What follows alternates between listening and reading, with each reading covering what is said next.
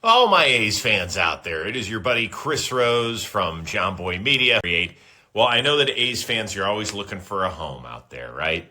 So I would tune in to the Faithful Few podcasts out there. They're a part of the House Always Wins Media Network. And yeah, that's your one-stop shopping for all A's.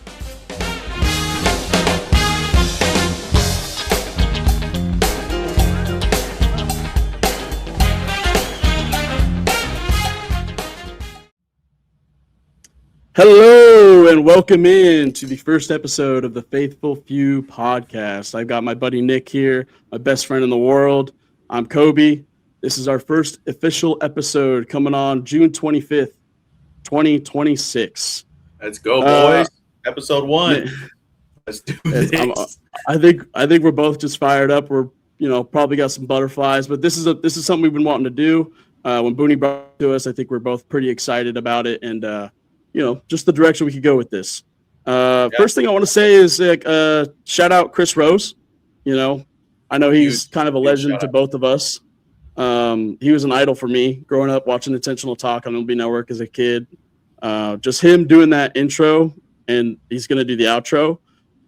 It's pretty awesome. So I think I can't say enough things about the guy. He's probably the blueprint for how I view baseball and how much I've learned about baseball and just kind of how shows go in general. So and absolutely, just couldn't be more thankful for that. Chris did such an amazing job with that and just helping us out. I know myself and Kobe have been kind of through the same thing since growing up, just watching Intentional Talk.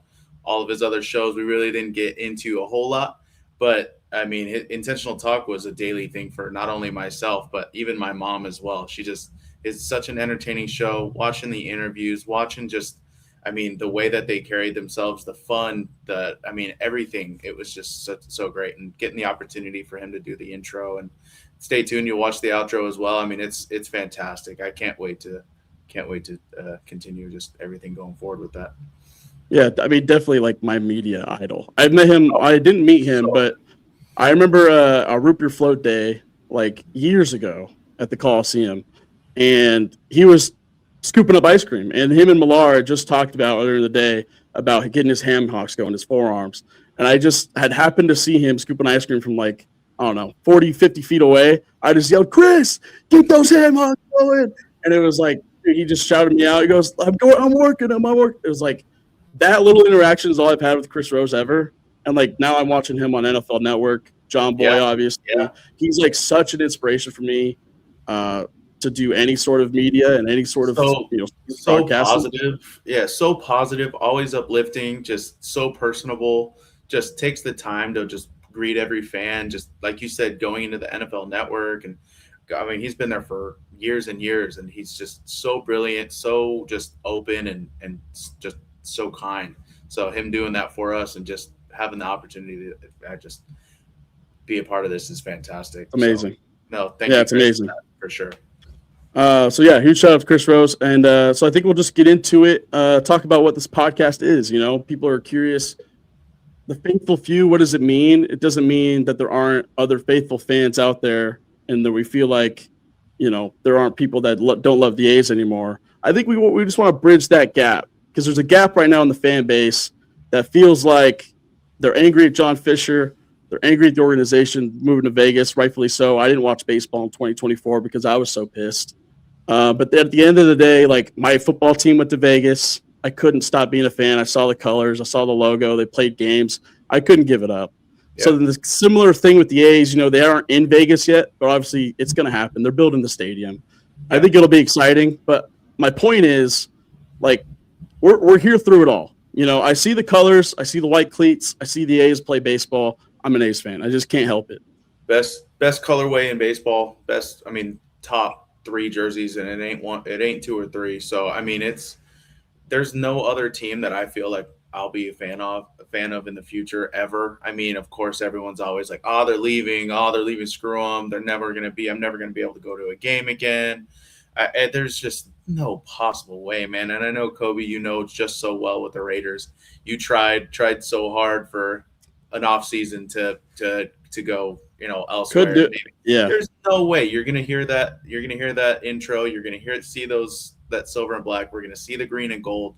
There is no way we're gonna be fans of someone else. So exactly what Kobe said. This podcast is just for us who are gonna be fans, are gonna stay fans. There's no way that we're gonna, be fans of somebody else, and just be an open and wholehearted podcast and have some fun while we're doing it.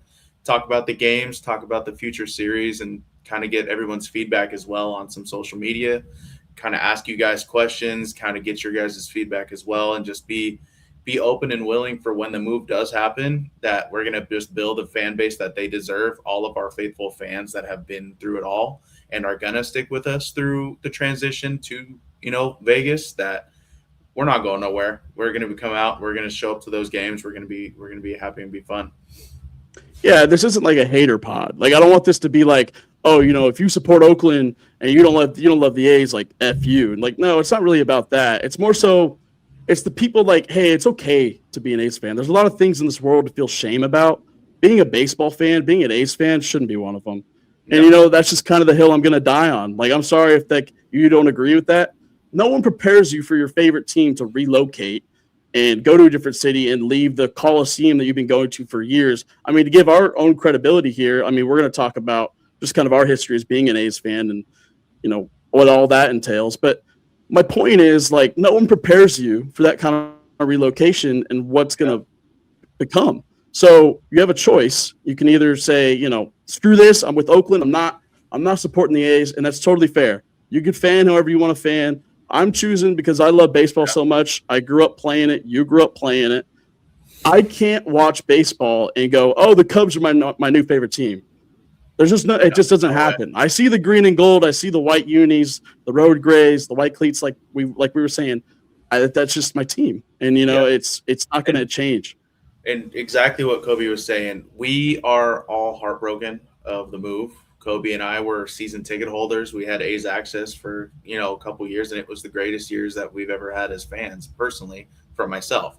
It was just so much fun, and I know exactly where I was, exactly what I was doing, driving home on, when the final out was made at the Coliseum. I know I'll never forget that. Watching it in my work truck coming home over the Highway 4 bridge. Like, I was bawling my eyes out going through Discovery Bay. There's just like, it didn't hit me until that final out was made. All the players on the field just reminiscing, taking dirt, just them being emotional. And all of those guys are they're emotional because, half of them are rookies, like playing some of their first seasons at the Coliseum, and they're emotional. Yeah. It's like, now, they're playing in a minor league ballpark right now, but that's not like it was their choice. They're playing for an organization that's going through a transition. So, like we said, I don't think I'm never going to be another fan of somebody else. I have everyone has their favorite players throughout the league, but there's no way I can support another team like that. It's just not possible. And, and you talked about us having A's access and going to games together. We've been friends for 10 plus years now. We knew each other in high school. We weren't really close yet, but we built a bond and a friendship literally through going to A's games. Yep. Like from 2016 and on, we kind of built that bond. And, in 2019, I went to 37 A's games. Like, that was the most I'd ever gone to. I had a blast that summer. Should I have been saving my money living at home? 100%. But, those memories I've had are irreplaceable. Us seeing Mike Firestone no-hitter with Rob in the bleachers, like, dude, you can't replace those memories. And, like, I think about all those stories at the Coliseum, and like that's what this pod is going to be about. We're gonna reminisce about the Coliseum. So even if you are still an Oakland fan, you can still check us out. You can reminisce with us together. You can send in whatever memories you may have. But my point is, like, we're here just to be baseball fans. We're here just to support this team through baseball. Whether you agree with Fisher or not, I certainly don't. But I wish he would have stayed in Oakland and figured it out. But there's a lot of variables that I don't even want to get into personally because I'm a baseball fan. What happened is in the past. Absolutely. And that's what this podcast is about, is we understand what happened, and we're going to reminisce on every day and every game and all of our favorite memories, all the food trucks, all the, early batting practice, all the lights going out before no-hitters, just everything in between. It's going to be a lot of fun. We're going to include a lot of you guys. Also, before we get into a lot of our own experiences, myself and Kobe, we're going to dive into just our personal backgrounds and our favorite, maybe a couple moments as well, being an A's fan. But we want to give a huge shout out to the Grill and Chill boys. Also, the House Always Wins Media Network as well for bringing us on. We can't be any more thankful 100%. for everybody, and can't wait to help everybody out and just expand and grow. And hopefully, you guys like us. Even if we're not, we're still going to be here. So we're going to be having our fun. We're just a couple of average dudes who work a lot and can catch the A's from time to time. That's kind of how this podcast is going to be. Like, I'm not watching every game. I couldn't watch the game last night. I was working last night. But am I still going to keep up with how Gage Jump pitched? 100%, because we're baseball fans. And I guess we could talk about just kind of how we became fans. I know personally for me, it was a big family thing. My dad, my brother, my mom, we would always go to games. And I have so many great memories. I believe 2018 opening day was like one of my favorites. If just me, my brother, and my dad, we have a great picture together. I think it was a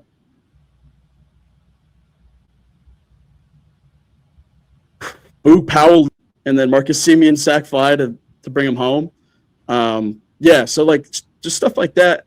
That's how I became fans. You know, I grew up going to games with my dad. That's how we bonded. That's what sports are about. You're about bringing connections and relationships together. And that's, you know, like I said, 2019 went to 37 A's games. It's probably the most I'll ever go to in a season. But I had a blast, and that's kind of how the craze and the fandom started of being an A's fan. Yeah. You want to give your history about, you know? Yeah, no, same here. It's family related for sure. Being, 45 minutes from Oakland growing up, my parents always go to games. My mom is still an A's fan. She doesn't really watch or really care. My hairdresser goes to every Sunday home game. I mean, it's a family thing. And growing up, I just played baseball pretty much until my freshman year of college, and work got in the way of that. So of course I play adult league softball and think I'm as cool as everybody else, which I'm not. But I mean, I played catcher up until that day I stopped playing. So I mean, I want to bring that wealth of knowledge that I do think I have, and want to just bring that little mindset that might be a little bit different that people have. A lot of people pitch, a lot of people play infield, play outfield, just the reads, different pitch selection. I know there's so many pitchers that also have their new tunneling. They have everything. It's just, of course, getting that mindset and having that experience of, 13, 14 years behind the plate as well. Also just being an A's fan growing up, the best times, were unfortunately those years where the A's were probably pretty bad in those cheap seats. I mean, not to say it, on Tuesday, I went to the Angels game and paid $25 to sit at the foul pole. I was touching the foul pole. I mean, it was.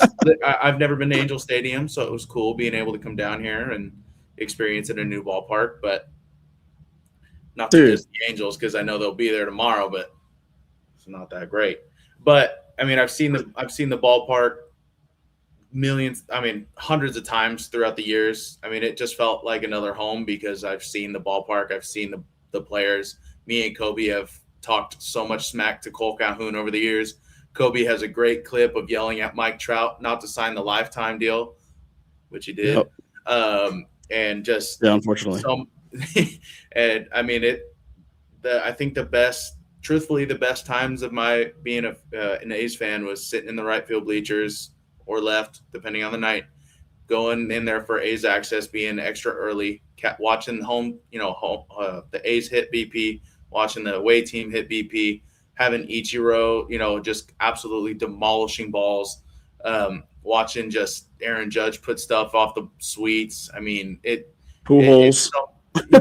Dude, so many Pujols, just absolute tanks. And if anybody knows the Coliseum, there's the suite row at the bleachers. He's hitting it over the suites. I mean, A's access was a fantastic thing. You had half off parking, half off food, 25% off merch, free access to every single game if you had it, just to sit in the bleachers or wherever, because nobody really checked. But I mean, it was so much fun, and having that time, especially with Kobe and so many other people. I mean, I caught home runs, threw them back. I've caught foul balls. Kobe's the same way, just getting toss-ups from these guys and really just talking to people. I mean, there were times where Kobe and I would go to a day game in Oakland, and we'd drive all the way to Stockton and watch the night game. I mean, it's Mm-hmm. absurd that amount of shit. It's a long day. It's a lot of driving. But, I mean, Kobe and I have been doing this at being a fan so heavily for so long that it's just, it's our organization. Like, granted, I haven't been to a Ports game in a while, but I mean that there's no better low A to single A ballpark in the land. That Banner Island ballpark will forever be fantastic. I played high school games there. I pretty much Kobe and I know that place thick and thin. So I mean it's so much fun. Kind of talking to the guys who you now realize when you're older might be just 18 years old sitting in the bullpen. Yeah. They're trying to get a hot dogs for balls and whatever trade off that they want for that night because they know these single 25-year-old men have nothing better to do with their Tuesday nights. So yeah, man, no, it's so much fun, and what this podcast is going to be a lot of fun. So obviously the A's currently we are at the halfway mark of the season. They just wrapped up a 3-game series with the San Francisco Giants today. Kobe, any want to reference the game? Any initial thoughts? Yeah, you could say we salvaged that last game because that series was absolutely pathetic. I had marked that series, and then we'll get into this Angel series. But these 2 series I marked as get right. Let's get right. Let's get going. It's time to start winning. And quite literally the opposite happened. I mean, you go into Savale on Tuesday night. I'm on Rants Live. Shout out Rants on the House Always Media Network. Check them out pretty much every Tuesday, Wednesday, whatever it's going to be. Rants Live. Savale pitched decent, but Wabi Way, what we called him that night, just shut our shit down, man. And we couldn't get anything. I mean, it looked pathetic. And then you get Geloff gets hurt by a cheap ass slide by Chapman. Dude, you're out by 30 feet. Just stand up. You're out. Why are you trying to get to the bag? You're out. You're not going to beat the tag. You're not. I mean, he's got the ball. You've got 10 feet left. What are we doing? 24-game hit streak Zach Geloff had. You're chopping your feet already. It's not like you're sliding. What are we doing? But yeah, I guess he bought him a bottle of wine and he made it all better. Whatever. Yeah, tell it to his hand. So basically, like, if you didn't see the play, Chapman absolutely rockets this ball off the left field wall. And any ball that hits the wall, you'd think probably extra bases. But it was hit so hard off Savale's piece, so bad. It was hit so hard that Soderstrom got the ball in so quick, and Chapman's out by 30 feet. And so Geloff kind of does this weird thing where he's trying to keep the glove on the bag because he's expecting Chapman to slide in. But Chapman's like standing up, and then like Chapman thinks at the last second he can dodge Geloff and get on the bag. And in that process, just heel to midfoot into Geloff's hand. And I mean, just tears it up. He tried that Josh Harrison. Yeah. Like, dog. What are we doing? There's only one Josh Harrison. You ain't it. So like, and like, obviously Chapman's a former A. We loved him in 18 and 19. He was great defensive, yada, yada, yada. I'm kind of like, piece of shit now. I don't give, like, over it. Yeah.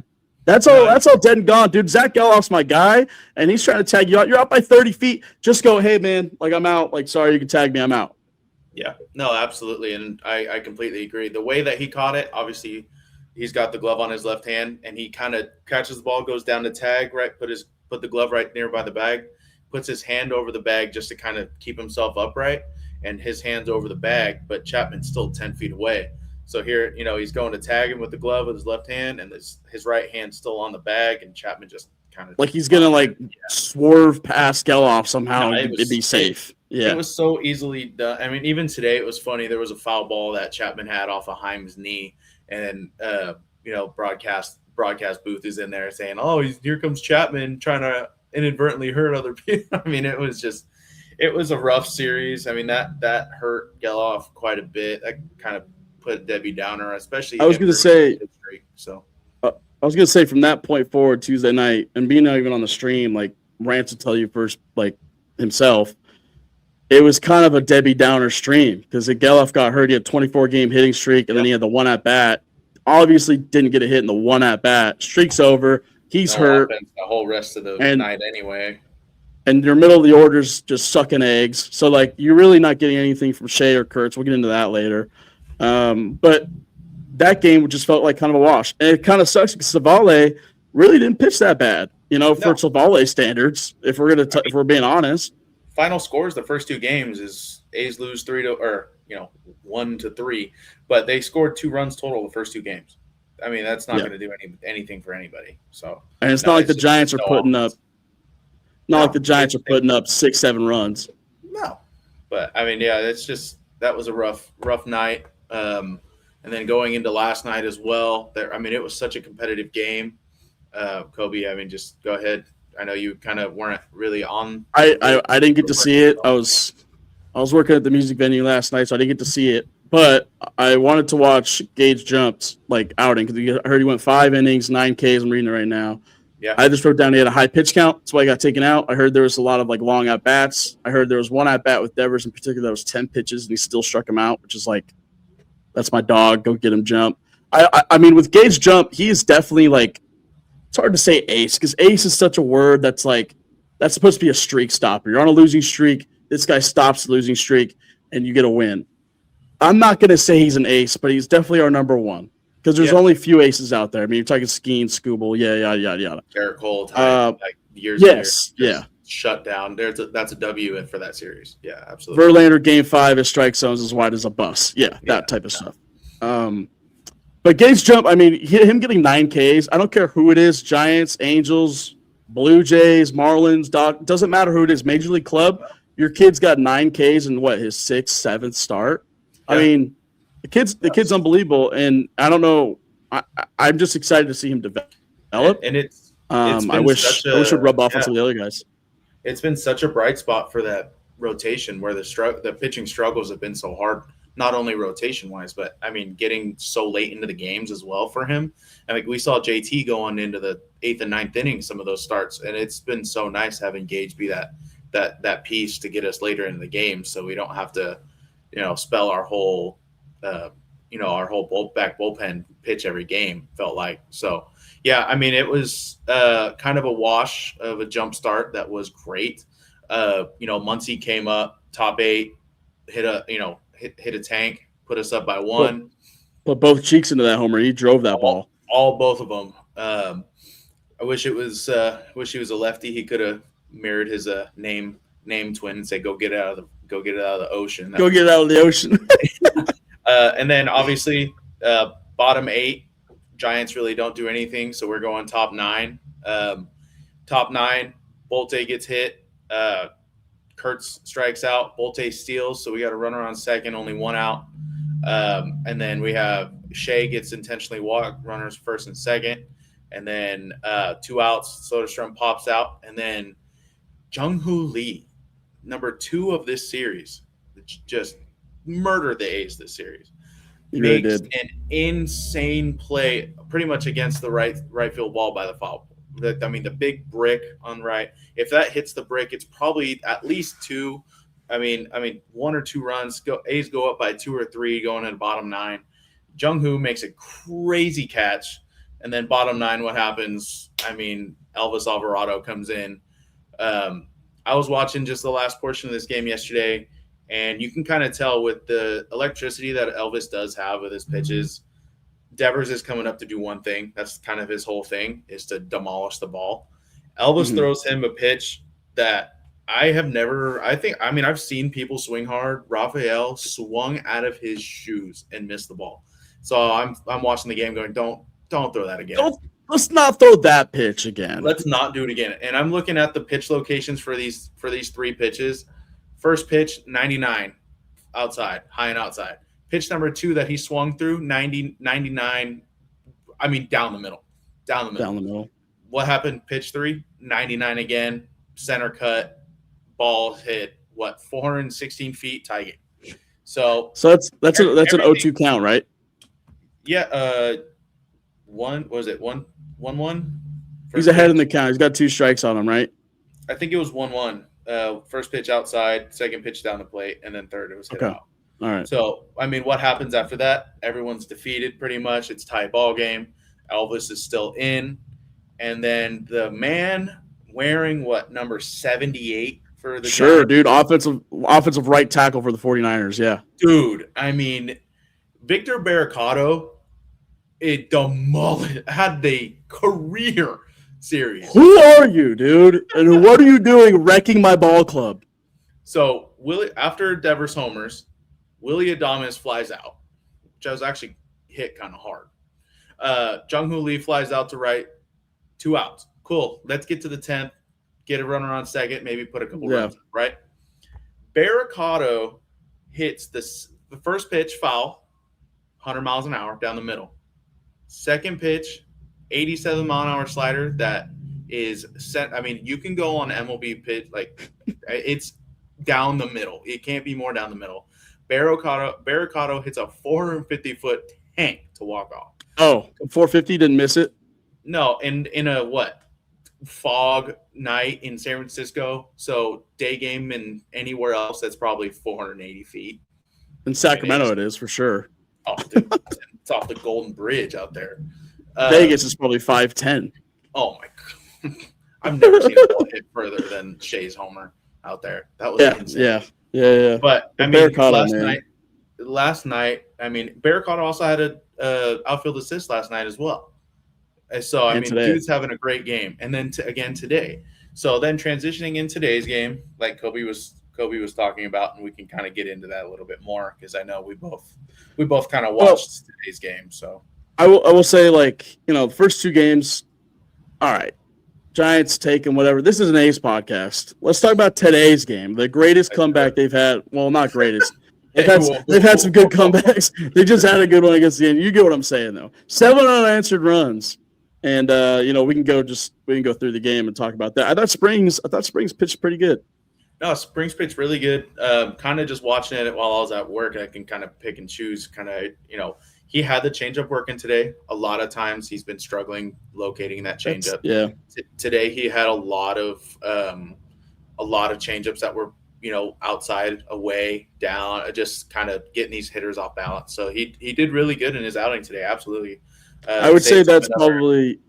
I would say, sorry to cut you. I would say that's probably the biggest part of his start today was the change in location, velocity. I feel like he was mixing his pitches really well. And I don't know if that's a fact of like, hey, I'm not pitching in Sacramento where I'm going to give up 4 homers, and he's in San Francisco. And I think there is something to that because a pitcher like Jeffrey Springs, day game or night game in San Francisco, that suits him better in a bigger ballpark like that where it's harder to hit homers because that's his bugaboo. He's giving up homers.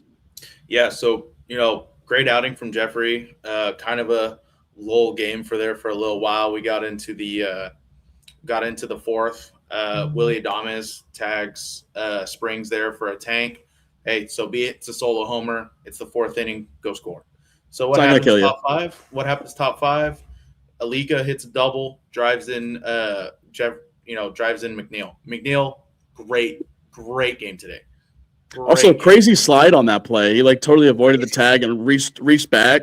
Gutsy sent by Crosby, dude. Little sidebar. I freaking love Bones Crosby. I love him, how aggressive he is at third. I like my third base coach to be aggressive. Personally, I agree. Especially with how bad the offense had been this series against the Giants. It's like, dude, we need runs, man. Send these dudes. Yeah, and I sent a message in the group, and I just said, "What are we doing sending him?" But because it's Jeff McNeil, yes, and Barricado's got a hosel out there. So if it's a good relay, McNeil's out by 3 steps. McNeil pulls some wizardry, gets around the message, or gets around. Sorry, I was getting a message.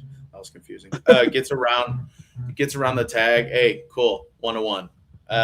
Kurtz beats out a double play ball. 2-1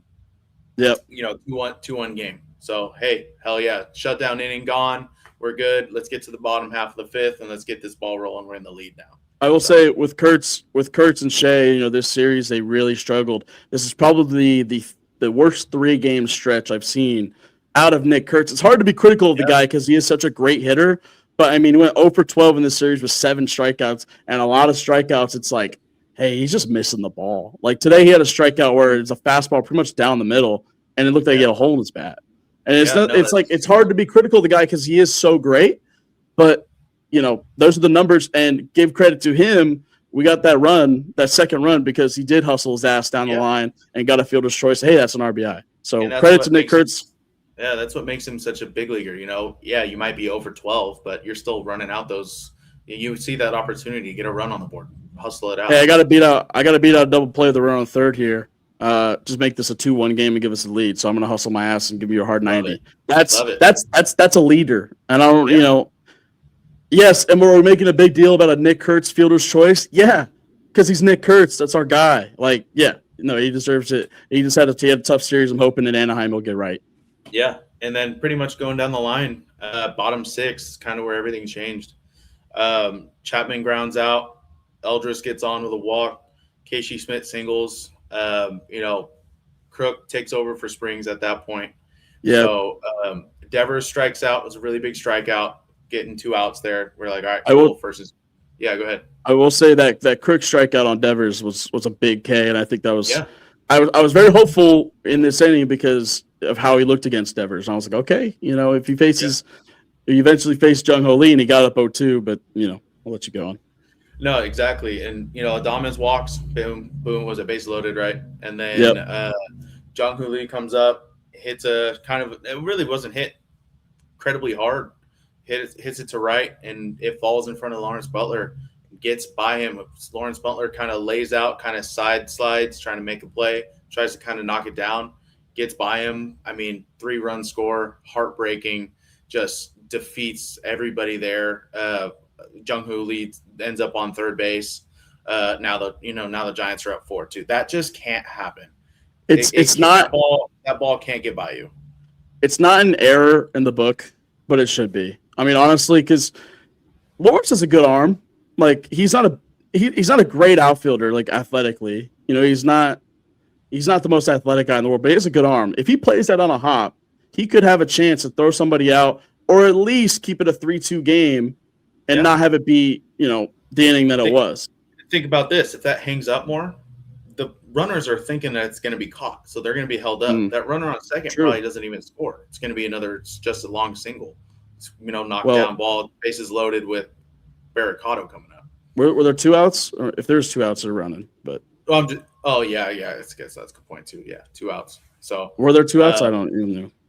Yes. Yes. Yeah, there were because Devers struck out. Yeah. You're right. So disregard what I said. But no, you got to keep that ball in front of you. And I know he's trying to make a play, and I'm not going to kill a guy for trying to make a great play. But also, dude, like that's a bases clearing triple, and it hurts you a ton. If it's 3-2 versus 4-2, yes, it's 1 run, and it may not even matter because then what happens the next hitter? So after Ted Williams coming to the plate. after the triple.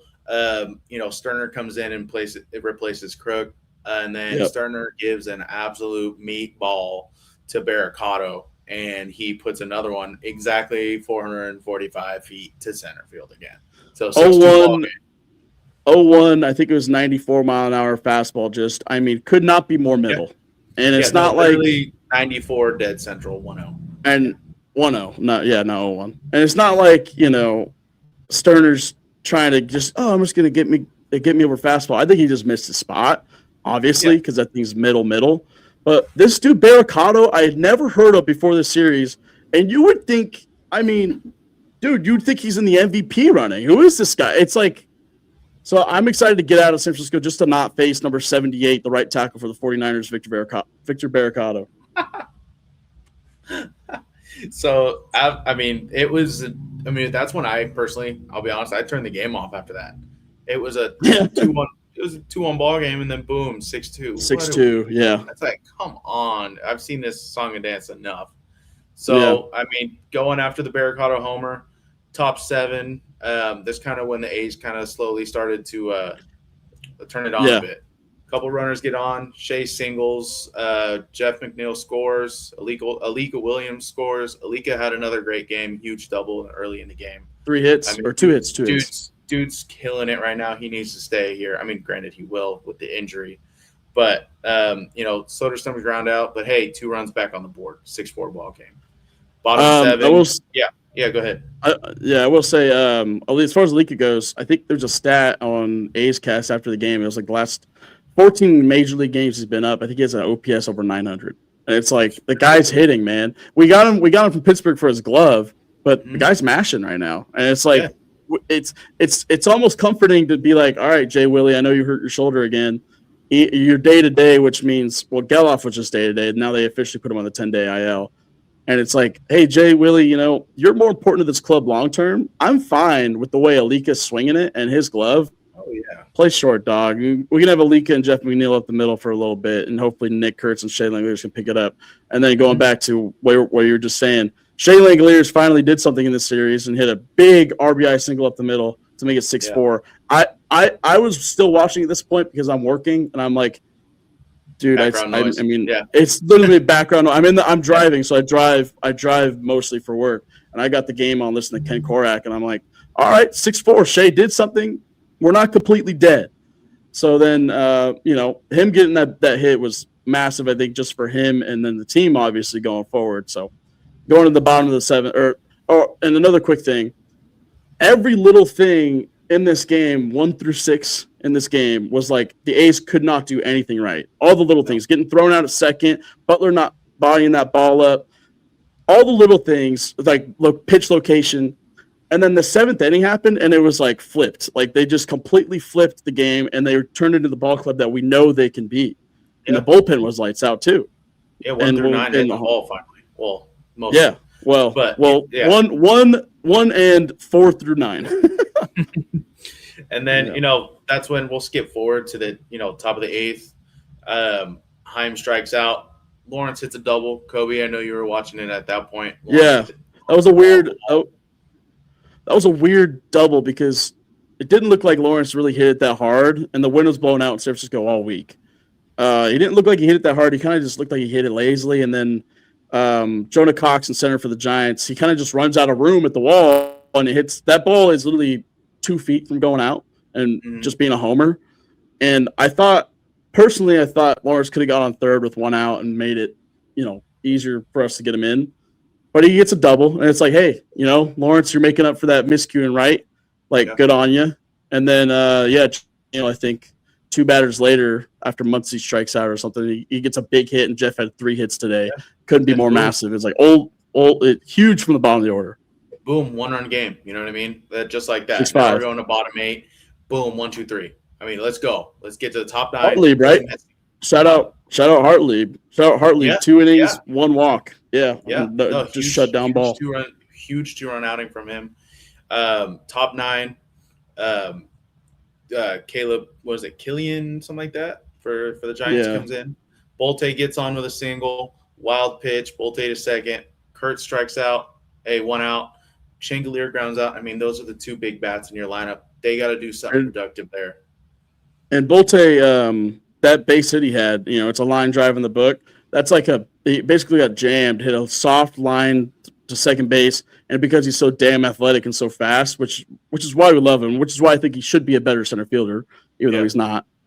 He beats out that ball, and he gets on base, leadoff base runner. You're down a run. That is massive. And then they just gift you 90 feet from a wild pitch. So Bolte's on second, and then you've got Kurtz and Langoliers, and you're going, gift wrapped, dude. This is the tie game. I can just book it.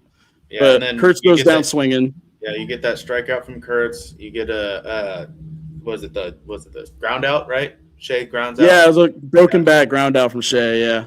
Yeah, and like you said about Kurtz, Shea's got that swing right now where you see those pitches where he's usually mashing the ball. He's just not making contact right now. So frustrating, yeah. And then Tyler challenges the pitch, gets on with a walk. That was a huge at bat. Get a couple runs. Great at bat. Tyler Soderstrom, he actually just tech swung, and it was weird because I thought Tony Vitello for the Giants was the manager, was basically screaming for an appeal. They showed the replay. It's kind of iffy if Soderstrom went. I don't think he did. I might be biased. It could have went either way though. But sorry, I was surprised they didn't challenge that. Yeah, and then or appeal that. Next hitter, Heim. I mean, Heim has been unreal. You had a stat earlier, Kobe. What is it? 3 2-out game-tying RBI hits. 2 of them homers, by the way. But this one today, I mean, you've got first and second, Soderstrom on first, Bolte on second with great speed, and Heim hits one the other way past Matt Chapman, and that felt good after Matt Chapman just stepped on our boy's hand. Oh, yeah. I'm screaming in my work van, F you. Yeah. I'm wearing this guy out. I hate Matt Chapman right now. But no, Heim, I just could not say more about Jonah Heim. And 3 2-out RBI game tying hits, and this one today was as big as any of them. Huge. I mean, especially how deflating it was to go down by 4, work your way back, and then boom, here's base hit, tie ball game. And then who comes up next? Lawrence Butler.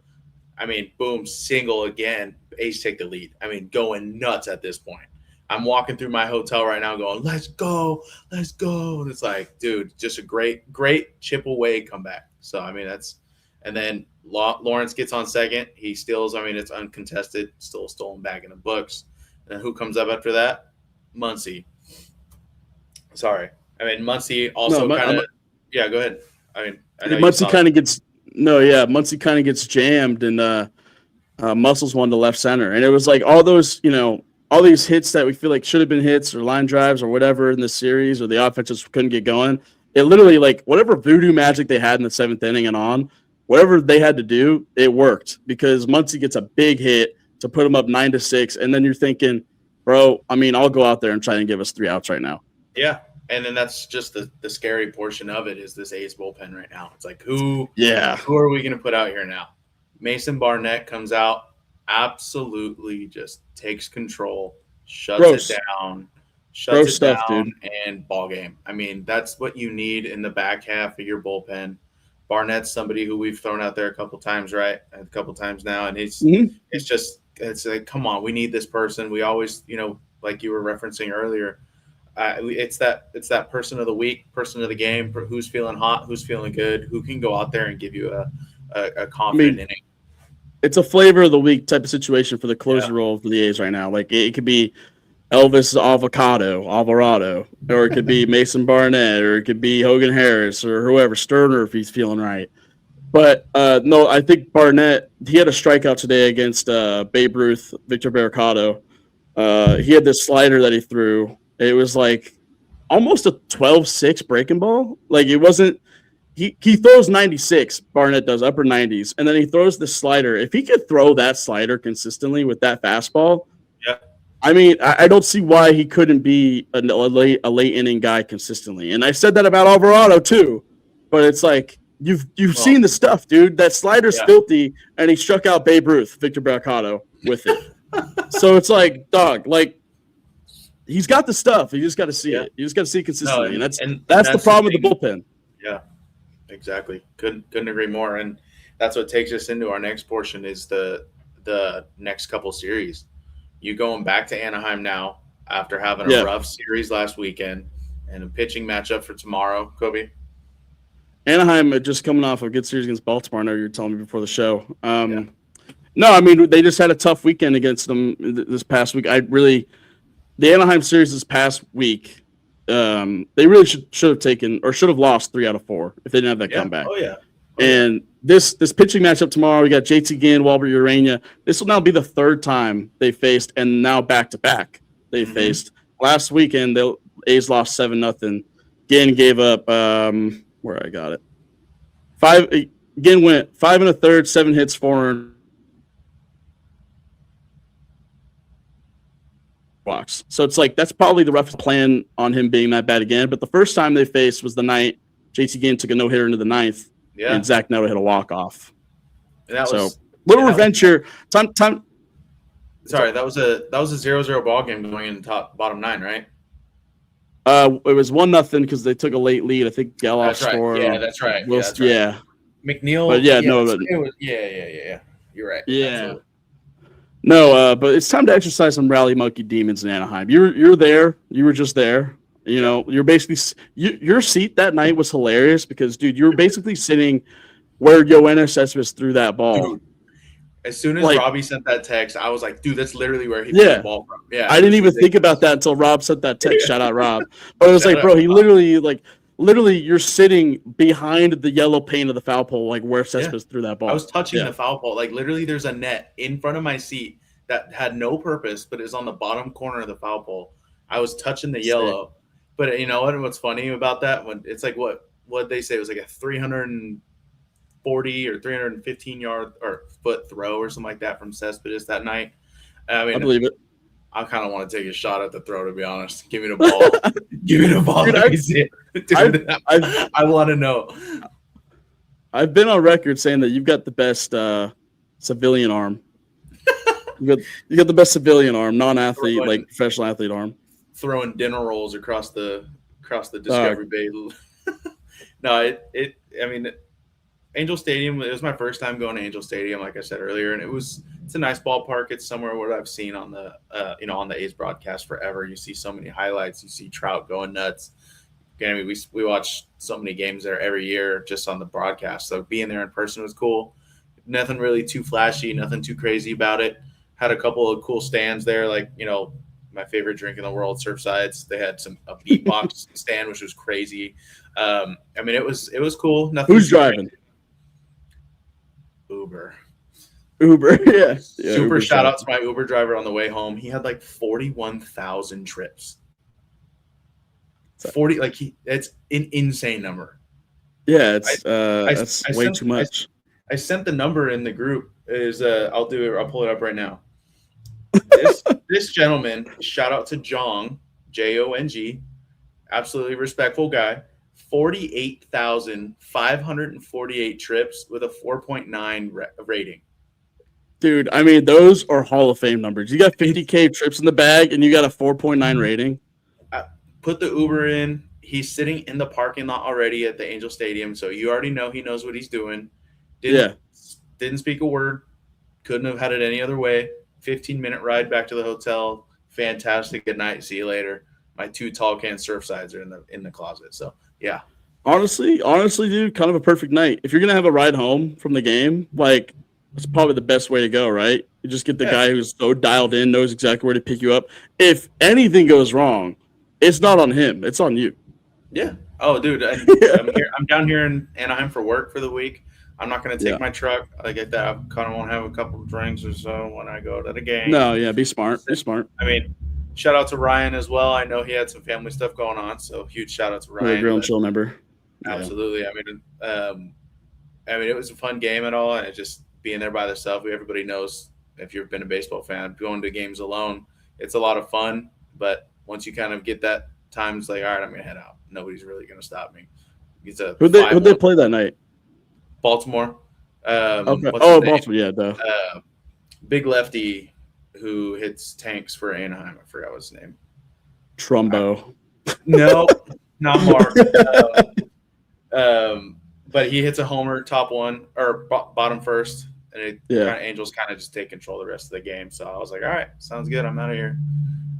Dude. But yeah, no, it's so this weekend series coming up is huge to get on track, because then you got the Dodgers and the Marlins coming to Sacramento next week. Mm-hmm. You need to take at least two games to feel a little bit better coming into next week, because that's a daunting schedule coming up. Well, I think that's what's frustrating about this 10-game stretch in particular, is that you just played Anaheim in Sacramento. You just lost 2 out of 3 of the Giants. Really should have gotten swept. And now you're playing Anaheim again. It's like, I think a lot of A's fans, if not all of them, mark this week in the schedule as like, hey, let's get right. Let's get going. Now we've got these, horses coming to town in Sacramento. And the Marlins are no cheap squad. They've been playing some good ball. So it's like, it felt like a get right week. And to have the week go as unsuccessful as it is, you got to be thinking about the deadline and, what potential moves could happen. Yeah. And to pretty much go with that deadline, like I said, and I think you referenced it as well, today's the 81st game of the season, so we're right at the middle point. So we're going to go into it. Kobe, how do you feel about the season so far? Kind of give it a rating, see what you got. It is funny that we're doing our first episode and happens to be the exact halfway point of the year. It worked out. Yeah, just so happened to be, How do I feel? I mean, an overall grade, I think you have to take into account what were your expectations going into the year. I expected this team, the way they finished last year, to be, I guess, standings-wise, pretty close to where they are, but definitely not record-wise, because the only reason they are where they are in the standings is because the American League and the American League West is so garbage. Mm-hmm. But, as far as record-wise, I expected them to be at least 5 to 10 games, 10 maybe a little lofty, 5 games over 500, Okay. As far as a grade, I think a C. I think a C is what I give them, because, honestly, they could be way better, and they haven't been terrible. They're still hanging in it. This is not a playoff run. I kind of talked about that the other night, but like somebody said that we're in a playoff run. If we trade Shea, it's like this ain't a playoff run. Let's be smart, A's fans. We've been in playoff runs. We know what that looks like. This ain't a playoff run. This team has to win a lot more and prove that they can win at home to be considered in a playoff run. It's just the garbage American League West. Yeah, I saw something on Twitter. I forgot the page that I'd seen it. One of the A's fans that post relatively almost nightly said something about with the blown saves that the A's have had. There's like at least 10 or something like that. The record would have been like 12 games over 500 or something like that. I mean, It's like that. Would you imagine where they'd be just with those 10 plus games in hand? They've got 6 blown saves in the month of June. That doesn't even count the games that they're up like 7-3 in the 5th that they blow and they're down 11-7. Like, you know what I mean? Like, that's just blown saves. That's just a stat of just the 9th inning.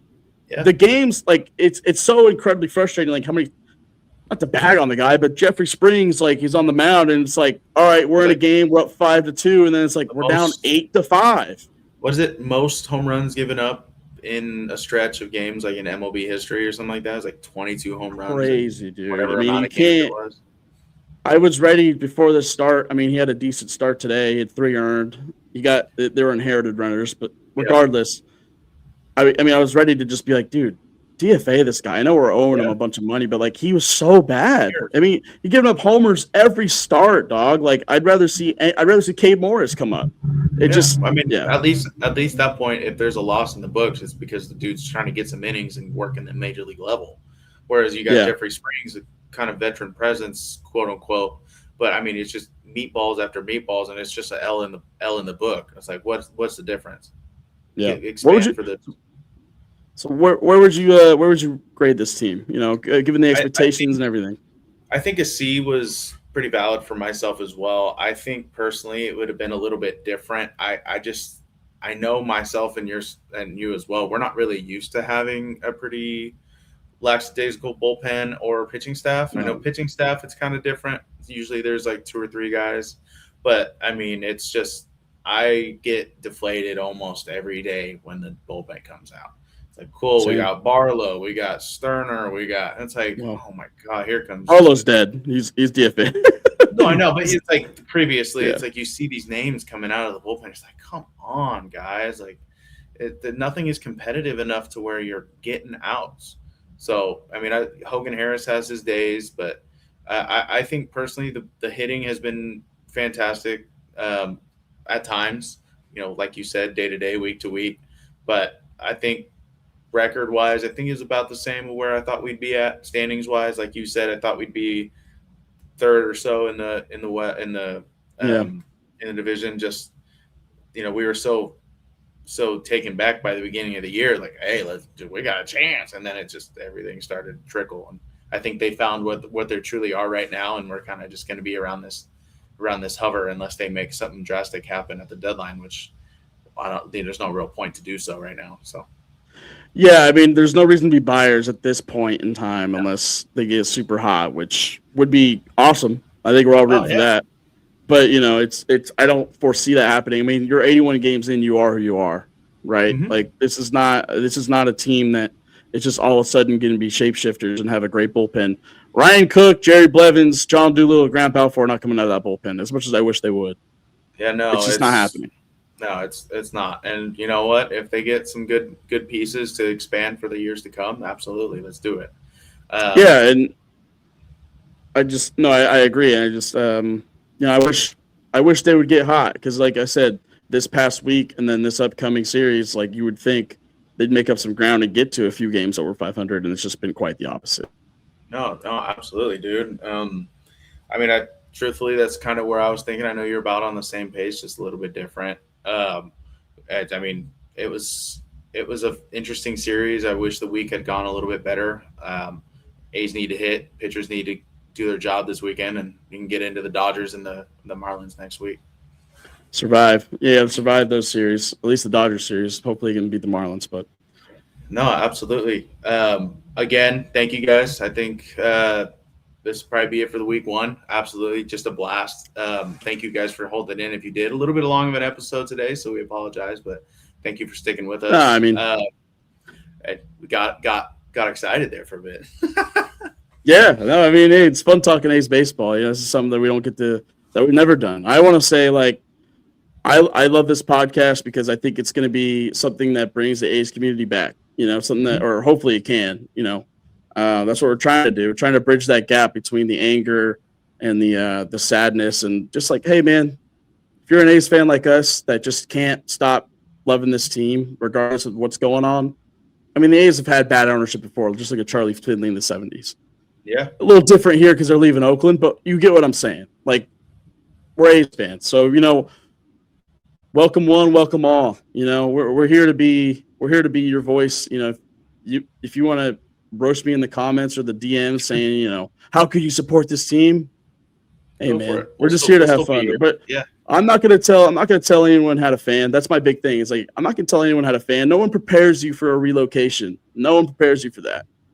So the fact that we can still be fans, that we have fans that are here that want to have a community together, I think it's important. So I want to shout out Booney again for letting us do this, and the House Always Wins Media Network. It's pretty incredible. So I'm selfishly, sorry, I'm just gonna say, like, I'm selfishly really excited about it because, you know, we don't live in the same state anymore, and I get to talk to you every week. So it's like, 100%, dude. We get to chop it up. After the wedding last year, you know, you made a transition. You've been killing it out there, and it's going to be fun watching the games and just being able to talk. We're going to have a lot of guests on here, a lot of the Grill and Chill boys, a lot of the House Always Wins Media Network boys, just friends, people, whoever else wants to join. Please follow us on social media, Faithful Few Pod. Please like, please subscribe, come with us, join us. Keep an eye out for different tables, graphs, games, everything in between. We're going to try to include you guys out on social media, bring you guys on, like myself and Kobe said. Give us a caption, give us a topic, give us your favorite memories, favorite ballpark foods, favorite, I mean, shit, you could have a favorite person who worked at the stadium. I mean, whatever, favorite umpire, favorite experience, whatever. So, I mean, thank you guys for joining us for today. I had a lot of fun, Kobe. Way to kill it today, brother. Yeah, it was a blast. I mean, I think episode 1's a success. It's pretty cool that we get to do this. So, shout out to the House Always Wins Media Network. This is the Faithful Few. Checking out. Faithful Few, guys. You need a place to be a community, to talk about all your feelings, to talk about the excitement of the team, and that's where the Faithful Few podcast can lend a helping hand. So I wish you luck through this. It's not easy when you lose a team, something that's near and dear to your heart, and there's conflicting thoughts and feelings and emotions. There's ups, there's downs. Do we root for them? Do we feel good? Do we want them to suck? Wherever you are, you're allowed to be. And that's why podcasts work. Go see my friends at the Faithful Few podcast, hang out with them, and I will tell you this about the A's. They're a fun team to watch. They just need bullpen help.